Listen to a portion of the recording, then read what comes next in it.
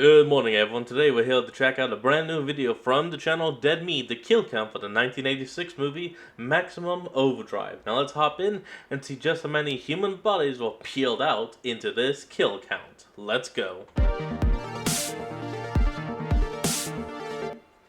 Welcome to the Kill Count, where we tally up the victims in all our favorite horror movies and show you how they were made. I'm James H. and today we're looking at Maximum Overdrive, released in 1986. By the mid-80s, Stephen King's stories had been adapted into movies like Carrie, The Shining, Children of the Corn, and plenty more. Some were good, some were not so good. But all of them were made by filmmakers. That would change with Maximum Overdrive, which was directed by Stephen King himself, the one and only time he'd ever attempt such a thing. If you want something done right, you ought to do it yourself.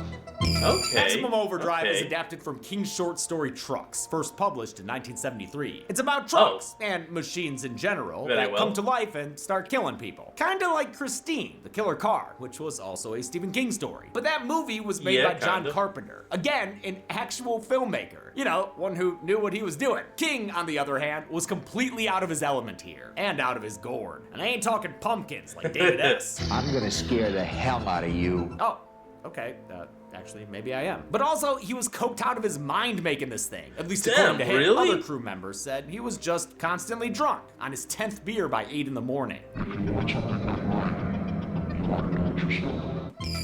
This is not a well-directed movie, neither in terms of composition nor cast performances. The premise is patently ridiculous. I mean, the truck's no frickin' Morse code. And instead of a compelling story, it's just loaded with explosions and loud noises to keep things exciting. What the fuck is that noise? Are they saying chonk? But here's the thing, this movie fucking rules, man. Yes, a cha-cha, real slow. significant part of it is trucks go brrr. But all the explosions are practical, and there are car stunts out the wazoo. I'm not even a car guy, despite being from Metro Detroit. I am a disgrace to my culture, and I apologize. But even I can appreciate the sheer machinery on display here. It's cool.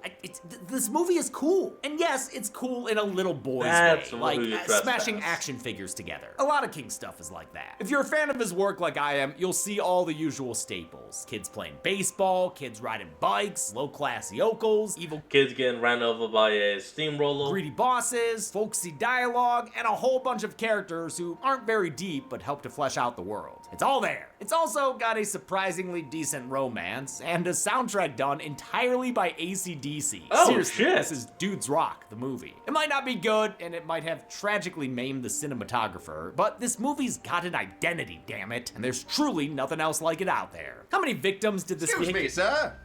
Hey, I'm in the middle of this, so if you could just... of course not. I don't want to take a minute more of your time than I need to. I just noticed this fine selection of memorabilia you had here, and I could tell that you are a collector of taste. You see, what I've got here are the finest autographed pictures you've ever seen. Let me just open up my case here. Actually, let me stop you right there, because I already know who I trust for celebrity autographs and memorabilia. Today's sponsor, Vintage Authentics. If you're looking for dead meat, I got some of that in here, too.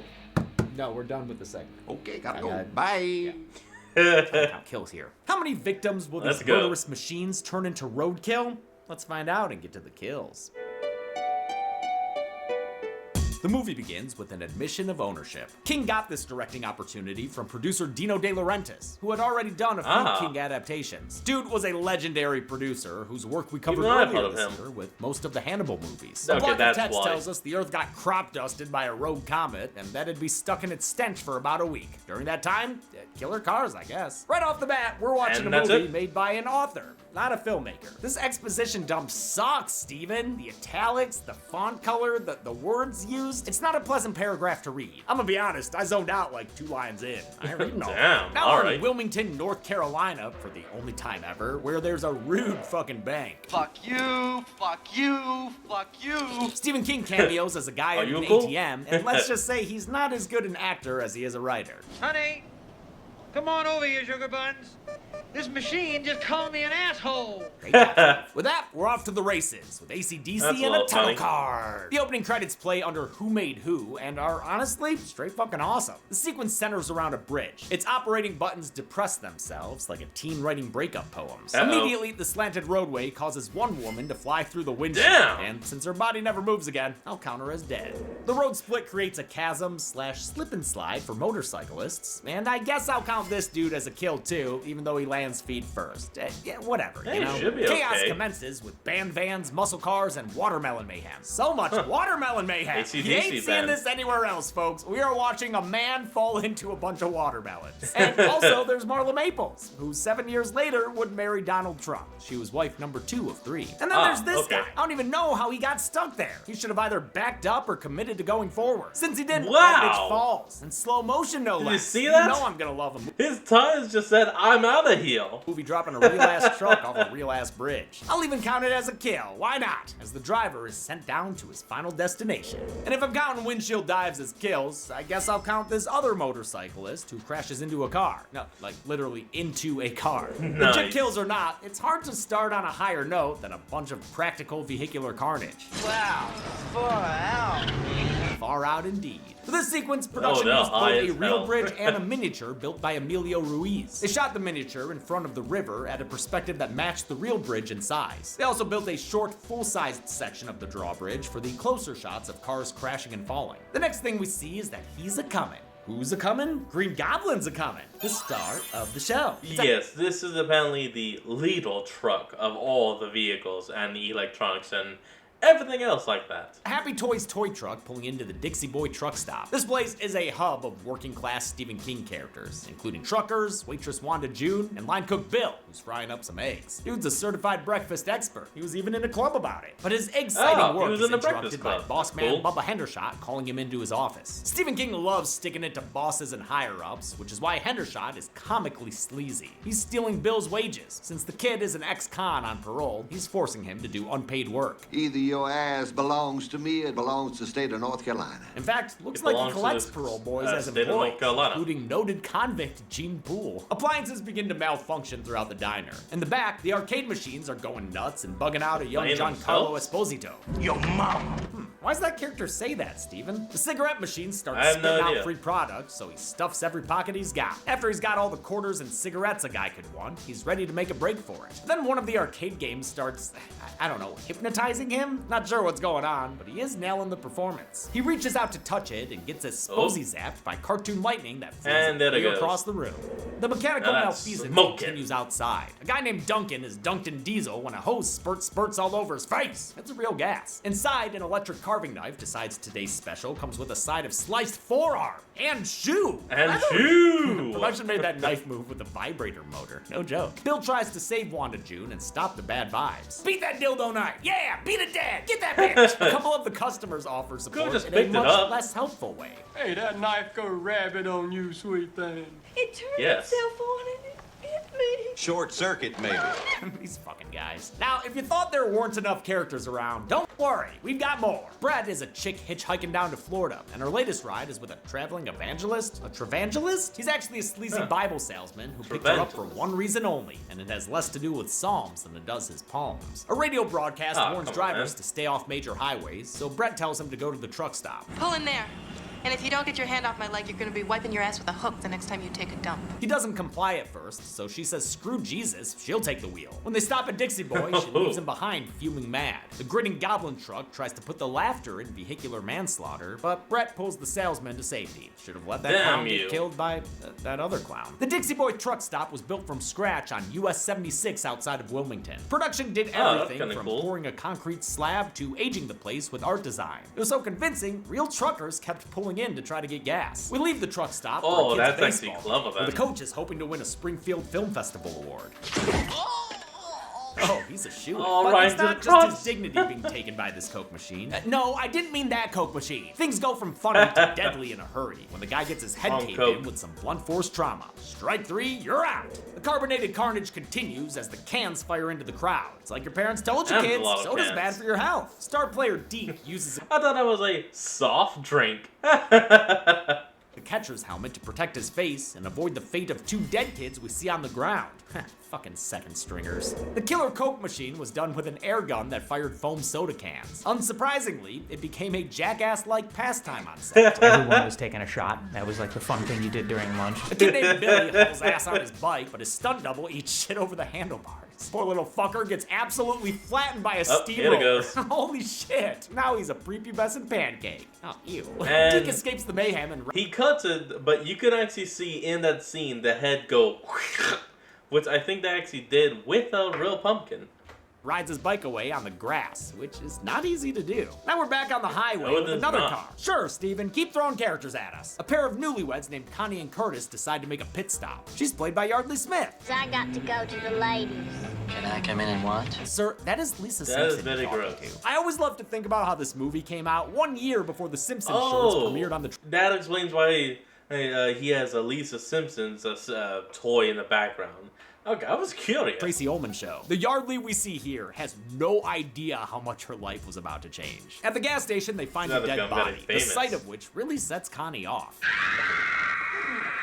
Unfortunately, this is only the start of Yellin' Yardley. It will haunt your dreams, especially if your name is Curtis.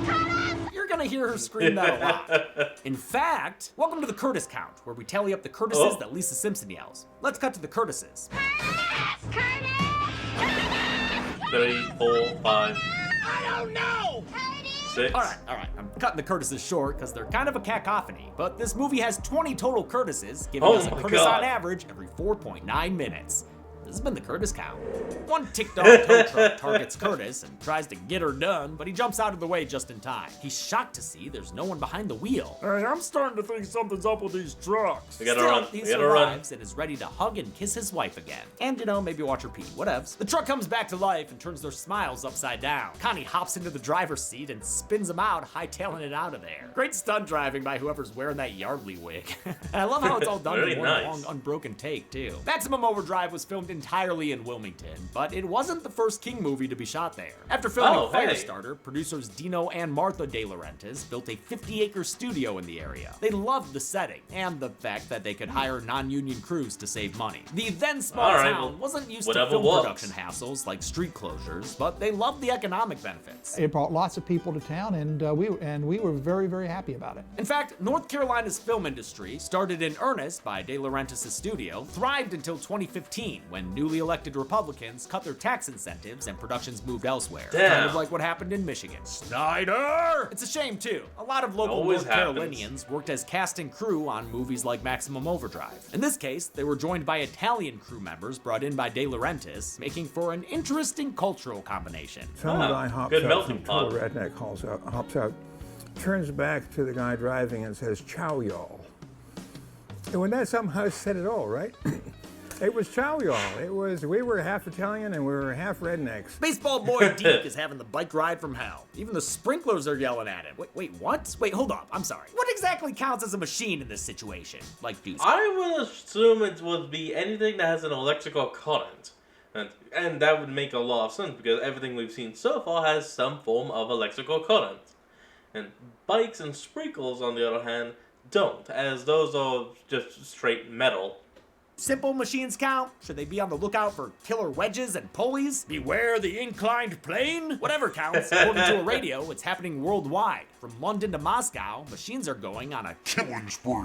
Deke sees a few bodies to add to the count, like a guy on the ground with a chainsaw on his neck, a dude Ooh. hanging out of a car, a pair of feet killed by a Walkman, maybe? Oh. Old lady bush legs over there. A guy on a porch also killed by a Walkman. And a poor Apparently. good boy who doesn't count for our purposes. Before he's done, he that's also sad. sees a woman hanging out of Happy Gilmore's target practice window. Looks like she met a hair-raising end at the hands of her hairdryer. Deke sees an ice cream truck and has to hide until it drives away. We'll give you the stick, you give it a lick. Yeah, don't want to mess with those Terenzi brothers. When he Oh, goes I to was about leave, to he make a comes joke. face to face with a lawnmower who decides his ass is grass. He ends up getting away from it, but not everyone was lucky enough to escape those killer blades. I always cringe whenever I see this damn lawnmower scene. While filming it, King Oh, yeah? insisted the blades be left attached despite pushback from his director of photography. Armando Nannuzzi was a veteran cinematographer, having worked on about 100 films by this point. He was also on set to babysit King for De Laurentiis and Oh. make sure a real movie actually quickly got made. Dude knew his stuff, but King That's thought good. seeing the blades would make the lawnmower scarier. They put the camera on top of a plank of wood, and during one of the takes, the blade chopped through the wood, sending splinters flying into Nannuzzi's eye. Shooting that's was not halted good. for 2 weeks while he underwent 2 surgeries. It wound up blinding one of his eyes and hurting his career, since Damn, we know King. his job was all about seeing. And to How add could insult you? to injury, you can't even see the lawnmower blades in the final shot. Nannuzzi later sued King and others to the tune of $18 million. Good In spite lord, of the that's a injury, lot. he did return to set and finish shooting the movie. With a freaking eye patch? That's dope. At Dixie Boy, the That is staff and kinda customers awesome. find John Carlo's body. Hendershot makes mechanic Joey move it down into the basement. Hendershot's a weird character, man. Like, his name is Bubba, This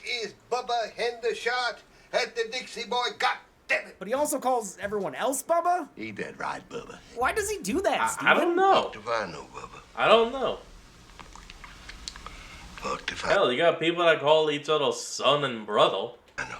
He's played by Pat Hingle, who would later go on to play Commissioner Gordon in 4 Batman films, making this kind of a DC Marvel that's crossover better. film. That's Hingle better. loved Wilmington so much, he wound up moving there and stayed until he passed away in 2009. Brett and Bill start Aw, chatting and each that's other up sad. and get to flirting in no time. You're cute. Yeah? Am I? Not that cute. Oh. Well, maybe I'll Well, grow thanks. on you. It's a quick relationship, but believable enough. They're 2 young hotties who would naturally be drawn together in this situation. Bill, who Brett calls Hero, is played by a 23-year-old Emilio Estevez. He was the biggest name in the movie by a wide margin, fresh off The Breakfast Club and a member of the Oh, Brat Pack. yeah. De Laurentiis was able to get him since he had worked with his dad Martin Sheen on 1983's The Dead Zone, another that's King not bad. adaptation. Brett is played by Laura Okay. Harrington, Man, there's a lot of Stephen King adaptations. who hails from Ann Arbor, Michigan. Go Blue! She and Stephen King originally wanted Brett to be androgynous and dressed like a guy. But after a few days of shooting, De Laurentiis decided she shouldn't wear pants anymore. He had a scene added And there that it caused was. her character to change into a skirt. Gotta show off them gams. With their radio malfunctioning, the Dixie Boy folks are stranded with no way to call for help. Mechanic Duncan is desperate to go find his son, who's actually Deke the baseball boy. Oh. Okay, so that's how he ties into these people. Thanks. Oh, the others that's don't great. want Duncan to get behind a wheel, and not just because of the threat of evil cars. So I got a little double vision, but it's clearing up, Bill. Sir, there's No, blood the- pouring out of your yeah. eyes. He tries to leave anyway and Don't. winds up getting bride Oh. chuckied by a junk truck. Oh, no, God damn, Duncan! his brains are in the grill. Nasty. The truck shows that it also has a sense of humor when it crashes into the Bible salesman's new car. How upsetting for him. You know, moments like this are when a person's true colors really Oh, show. and it's dumping trash. The salesman confronts the driverless trucks, and in response, the Green Goblin chonks him into a ditch. And all it does is just back up.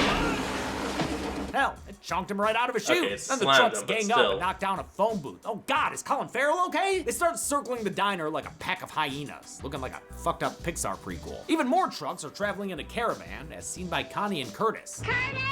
Wait, why hasn't their car betrayed them? Is it I don't- happy with them? I Maybe they actually kept don't up with the know. oil changes and tire rotations. They're nearly run off the road by a big Mac daddy who misses them with pants-shitting closeness. Damn, that was close. It gives chase, but Curtis takes evasive actions, causing it to run off the road and turn into a flying fireball. Fuck yeah! Oh, and then it becomes an even bigger fireball? Double Now, if only you would count the trucks that die as well. fuck yeah! For all his shortcomings as a director, at least King understood what kind of movie he was making. I think Practical this is a moron effects. movie. Okay, I think that, and I mean that in the best sense of that term. There should be movies where you can sort of check your brains at the box office and pick them up 2 hours later. And in the spirit of dumb fun, I'm gonna do this episode Okay. Tremor style and count the trucks on a separate kill list. Oh, The demo list, hey. baby. The demo manifest. So let's add Ready Mac to the junkyard as our first repo to get wrecked. I say boom, boom, boom, and everybody Nice. say way-ho, way-ho. The newlyweds reach Dixie Oh, Boy, sounds red which is again. still surrounded by a long line of cars. They're trying to get through, so they aim for a gap. It doesn't go so well. Slam! Brett and Bill rush out and pull the couple from the wreckage. Maybe if they all survive, they can go on a double date. All of a sudden, Maybe. shit starts blowing up. A truck named Zeke gets demoed thanks to Hendershot and her rocket launch. why is it Where the called hell did he Zeke? get that? Found it in my Christmas stocking, Bubba. Stop calling people Bubba. Of course, as everyone knows, that launcher is an M72A1 Law. Hold on.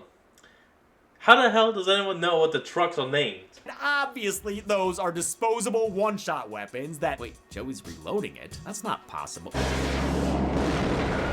Oh, okay, all right. Guess we're just TPing over this major plot hole by putting Mayfresh in the junkyard. It just got the shit paper blown out of it. I still can't believe that they got such an obvious gun fact wrong. That's such an important part of enjoying a movie or video. They retreat back inside as the trucks continue to circle. Bill catches up with Brett and learns that she was hitchhiking with a straight razor in her boot for protection. That's what I was doing before every machine in the world went into maximum overdrive. She breaks down in tears. Oh, and that was the title. Roll credits. Comfort. If I put my arm around you, would you stick me with that thing? And look what asking got him. A nice snuggle. Oh yeah, she into it too. Bill confronts Joey mid-bathroom break about Bubba's secret stash of firepower. Oh man, they're a whistle away from having a poopin' duet. Well, what if flamethrowers, rifles, what? Oh, that was Listen, disgusting. I laugh at a lot of poop and fart jokes, but this scene's just got too much for me. Talk to me, Joey. Don't look over. Damn it, never mind. That one got me. Joey says Hendershot puts a crap ton of weapons in the basement. When Bill and Brett check out the stash, Hendershot catches them, bringing the tension between them to a head. I'm warning you, boy. No, man. I'm warning you. Hendershot scurries away, and Bill tells Brett about his criminal past. When he was a desperate 20-year-old, he robbed a store to get out of debt. Hey, it's all right. No, it's not. The confession gets them all horned up. And pretty soon, they're playing footsie on a disgustingly dirty bed. I don't even think it's a bed. What are they, laying on cardboard boxes and shit? Probably and now what just are you doing, dude? Grooming her? I mean like the monkey kind, you know, not the predator kind. The two of them remind the audience why all this is happening. I think it's the comet. In the verdant glow of the comet dust, Bill says the Earth will move out of its orbit in a week. That means all they have to do is survive another 7 days. Kind of a reverse swing situation. He pitches that they sail to a nearby island where motorized vehicles aren't allowed. Okay, that's cool, but did they allow silverware? Yeah, hold on. What about the boats? How are boats not alive? There, they all look like animals eating that pie. In the diner, they're having troubles with the jukebox. They can't even get their favorite Last Supper theme song to play without the damn thing exploding. It pushes Wanda June past her limits. She argues against the machine uprising using an ontological argument. Ooh. We made them. We made them. It's a belief she feels strongly about. We made you! Very strongly. Yes, he does this. He goes crazy. The trucks honk their little chassis off in response until somehow all the lights in the diner go out. Wait, how'd they do that? Whatever. They keep everyone trapped inside all night. Some have a better time than others. Oh man, I don't want to watch Yardley Swift get finger banged in a diner booth. Besides all that, morale is low. But there may be some hope. After all, those trucks are gonna run out of gas at some point, right? Maybe tomorrow it'll be our world again. I don't know. Could be. Was it ever? Wow, dude. Deep. They hear a human yelping outside and realize the Bible salesman is still alive. Yeah, that checks out. Very well. Never got a kill graphic. With the generic trucker extras unwilling to help, the rescue mission falls on Hero and Curtis. Don't make me a widow on my wedding day, Curtis. They run to the nearby showers so they can get to the salesman via drain pipe. Rat must be damned. Oh, the rescue mission is gross. scored by For Those About to Rock, which is pretty cool, but no amount of AC or DC can make up for the fact that they're crawling through poop water. Great idea to do this with Curtis's open head wound, guys. Seriously. Oh my god. No, get him the hell out of there. This is gross. I hate it. How's it taste? Shut up, Curtis. You guys probably have norovirus. Throughout all this, Deke was making his way to the truck stop, but when he got there, he found the vibe unwelcoming and the sewer grated. After a while, he's able to make his way through and comes across the salesman, who jump scares him good. The man tells the boy to get him out of the ditch or he'll kill him. Pretty good sales pitch. Bill and Curtis show up just in time to help as the salesman finally dies clutching Deke's ankle. Dude literally went out as a heel. They climb back through the sewer and return to the diner, somehow not very wet or poopy at all. Bill's got a rocket in his pocket and puts it to good use, blowing up a Sunny Dairy milk truck. Hell yeah! There Don't we use go. miniatures either, Terminator. Just kidding, Jim. That miniature rules. Oh Deke yeah, that asks about miniature his was dad, fall and metal. Bubba breaks the news in a tactful, sensitive way. Done got scrubbed by one of them big boys out there. Great moment of compassion. How many cigars is that guy gonna go through? That's already his thud. Bill, God! And some real good grief acting from the Dekester. And don't worry, next morning he's blowing bubbles. Whee! In the early hours, vehicular reinforcements head to the truck stop at Caterpillar speed. A bulldozer and a military platform truck roll into the parking lot. They use the Buggermobile to breach the building's barriers and burst in near the booths. Great, now they have a machine gun. Oh no. Yeah, doesn't get seem down. very wise of Hendershot then to Hendershoot a rocket at the bulldozer. That truck doesn't go on the count though, because this cat's got 9 lives and will doze another day. The platform truck retaliates and Hendershot You're an gets hella idiot. shot, finally putting an end to the sleazy boss. Everyone in the gone for diner the takes gun. cover, but 3 dudes ain't fast enough and are taken down by this gun that I don't think can tilt up or down. So, hey, that's pretty lucky for them. The gun also Seems takes like out a it. coffee maker, which I've got to wonder, does that count as friendly fire? Either way, Wanda June has I had would. enough. You can't do that! We made you! Yep. Oh, And no, on you're that doing it bullshit, again. The platform truck rebutes her argument with bullets. Bullets win. As she goes down, Wanda fires the rocket launcher and blows up a Miller truck. Hopefully it was full of High Life. High Life sucks. The gun truck starts honking its horn in a deliberate rhythm. A rhythm like more. Okay, now I could actually see the military platform thing in knowing Morse code, since it would have been around, military bases while people always talking about Morse code. Well, that it could get a technical pass. I don't have any idea how it would actually know Morse code, as it's, a fucking vehicle. Morse code, motherfuckers! And Deke here just so happens to have a Morse code merit badge. Give me a pen. I can't keep up with this. I love this kid. The truck demands their tanks get filled or else they'll kill everyone inside. Bill volunteers to do it, even though Brett protests. It's like Neville Chamberlain giving in to the Nazis. Yeah, it's exactly what? like that. But there's no other option, so Bill steps outside and lets the Green Goblin know he's a bit of a gas pumper himself. Cue the montage. Bill, Brett, and the others pump gas all the livelong day in 100-degree weather while AC/DC's Hell's Bells plays. King actually wrote all the AC/DC songs into his screenplay before they ever agreed to be involved. He won the that's band cool. over through sheer determination, which worked out pretty well for all of them. Who Made Not Who bad. was their biggest single in years. Their album sales had started to wane in the mid-80s. I can't imagine this movie without the soundtrack. It makes even a gas pumping montage cool. All the montaging takes a toll on these humans and their human weaknesses. Better understand. What's that, Billy? How it is to get tired. That trucker Bill's talking to is played by Frankie Faison. Fans of The Wire will know him as Burrell. Fucking Burrell. Never As seen Bill that. recovers inside, he tells Brett that he believes the comet is a cosmic broom. He thinks an alien race is using machines to clear the Earth of humans before they come in and take over. But damned if he's gonna sit back and let that happen. He takes a grenade from Bubba's stash, pulls the pin, and drops it on the platform truck, giving the gun a little spin on the dismount for good measure. He mighty ducks out of the there way you of its go. bullets. The truck explodes in another fireball, buying the humans Machine enough Gun time Willie. to escape through a drain in the cellar. Lots of explosions in this movie, and it's probably not surprising Surprisingly. to hear the set described as chaotic and dangerous. Makes sense given the inexperienced director and all the cars, and the whole lawnmower thing. Multiple actors Yeah, had to do their that own was bad. stunts where vehicles just barely missed them. But even those actors had nice things to say about the experience. So he could not have been nicer. He was lovely as can be.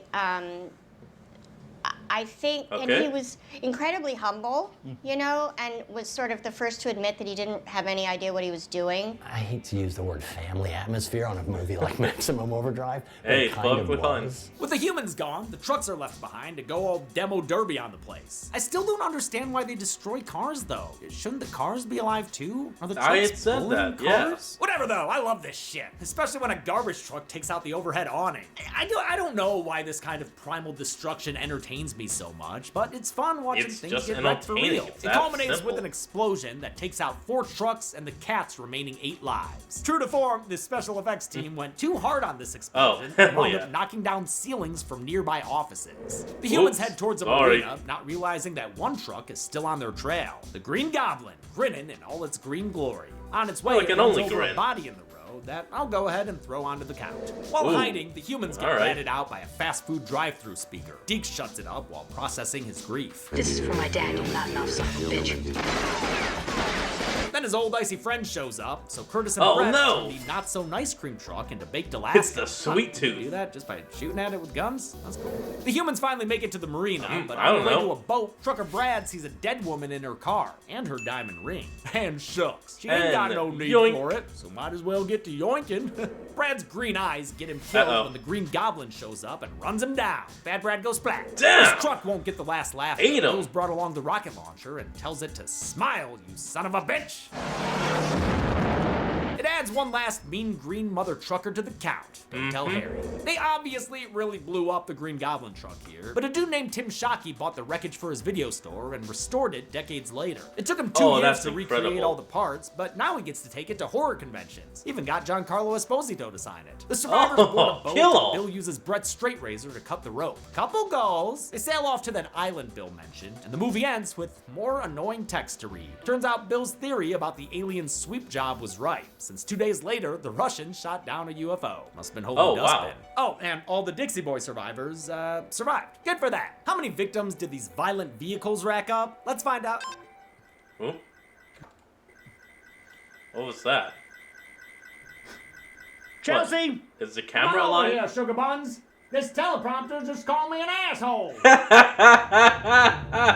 That's we counted 26 victims in Maximum Overdrive. They consisted of 5 women and 21 men, giving us this Dixie Boy Diner pie chart. It's the house special. The gender breakdown is new, but we have seen 26 kills in 3 other episodes before. What we didn't do in those episodes is count trucks, which we did this time around because we're silly like that. There were 13 trucks that were killed. Okay. Blown up. With a runtime of 98 minutes, we had a human kill on average every 3.77 minutes. I'll give the Golden Chainsaw for coolest kill to the baseball coach. The killer vending machine is both hilarious and painful to watch. And we even get some decent makeup effects with that dented forehead. Dog Machete for lamest kill goes to the death of a salesman. To the crotch, to the gut, to the head.